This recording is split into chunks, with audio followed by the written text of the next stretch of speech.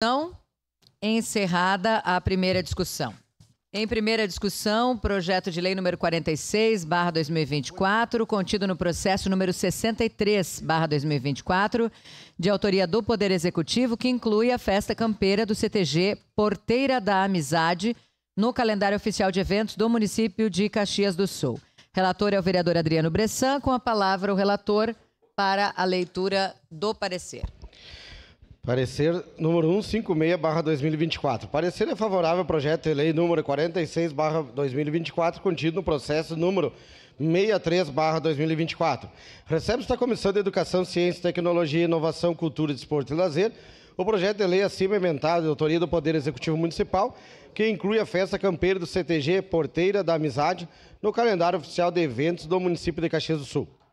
Na exposição de motivos do projeto, o autor relata que, fundada em setembro de 1974, o CTG Porteira da Amizade teve como primeiro patrão Ivan Vargas. Atualmente, Anderson Alexandre Zílio exerce a função. Para o corrente ano 2024, o CTG tem programado entre os dias 25 e 26 de maio o torneio de laço. Informa que a festa campeira, outro evento tradicional da entidade, acontece a cada 2 anos, no segundo final de semana de janeiro. Em 2025, o piquete de laços do CTG Porteira da Amizade irá comemorar meio século de existência. Aduz que este evento possui data exclusiva na 25ª região tradicionalista.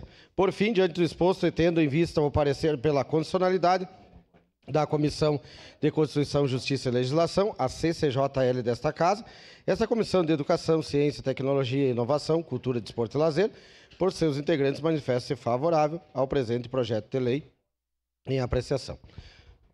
Caxias do Sul, 1º de abril de 2024, 149 anos da colonização, 134 de emancipação política. Bem assinado por mim, presidente e relator Adriano Bressan, vereador Adam Heck, vereador Rafael Malcorra Bueno, vereador Ricardo Zanquim, vereadora Rose Frigieri. Era isso, senhor presidente.